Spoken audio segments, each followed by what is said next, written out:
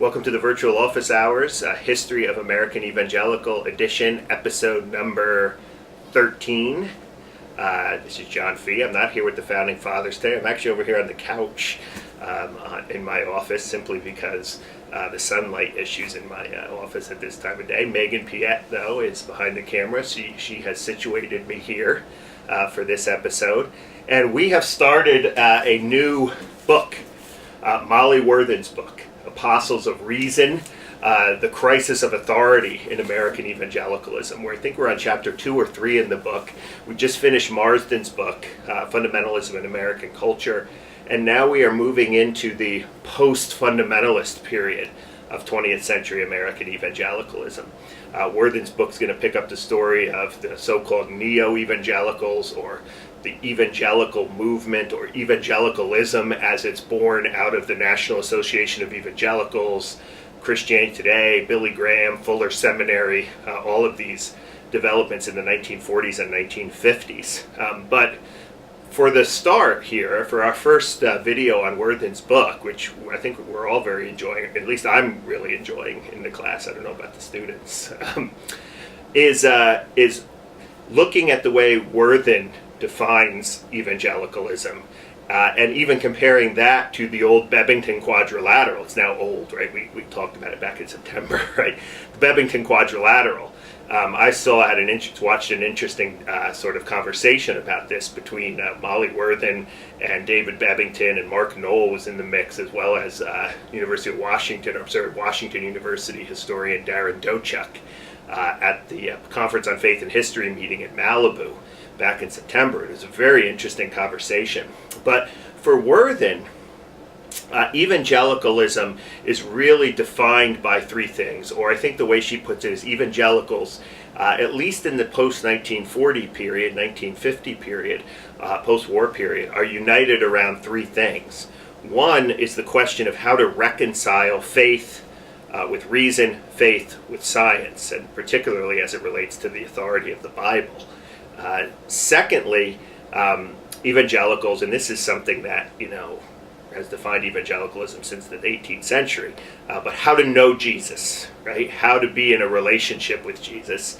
And then third, how to publicly engage the world, or how should people of faith engage the public after the fundamentalist modernist controversy, when evangelicalism or conservative Protestant Christianity is no longer the dominant, or has cultural power or cultural control. So those are the three questions, and it'd be interesting to compare that with Babington, right? Babington's idea of biblicism. Certainly Worthen is interested in biblicism, and evangelicals' biblicism, but she sees this as part of the crisis of authority in evangelicalism, which we'll get to in a second. Conversionism, Babington's quadrilateral might connect with Worthen's idea of to know Jesus, right? Biblicism, I mentioned, conversionism, activism, crucicentrism. I don't think Molly Worthen would disagree with David Babington's definition, but Worthen's definition, I think, the one I just mentioned earlier, those 3 points, how to reconcile faith and reason, how to know Jesus, and how to act in the public square, how people's faith should act in the public square, is really forged out of, I think, a particular moment in evangelical history, namely, again, the post-fundamentalist or post-World War II period. So interesting here, playing with these definitions, and hopefully we'll get to do that a little bit as we move through the book with the students in the class. At the core of Worthen's book is evangelicalism, and she's just introducing this now in chapter 2, and we just finished chapter 2, is the idea that evangelicalism has an authority problem. Especially when it comes to these questions about how to reconcile faith and reason, how to know Jesus, how to live publicly in the world. Evangelicalism is so decentralized. There is no authority, there is no magisterium, there is no one to turn to for any type of teaching, official teaching on this. So it's unlike, say, the Catholic Church or even some other Protestant denominations.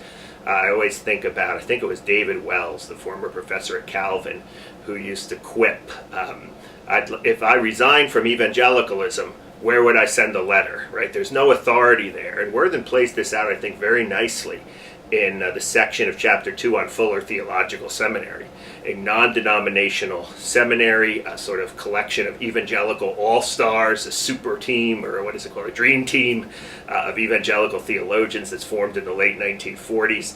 And then she shows the splintering of that group over this question of biblical authority, right?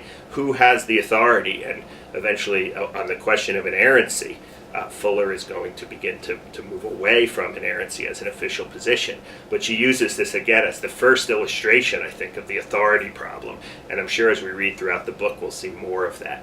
So again, she's now starting to get into the sort of whole neo-evangelical infrastructure. We've read some on Fuller. Next chapter we're going to read is on Christianity Today, and we'll see how she unpacks this story. I think we're all looking forward to tracing now evangelicalism. We started back with George Whitefield in the 18th century. We're now moving forward into the 21st century. So stay tuned, and I will see you next time.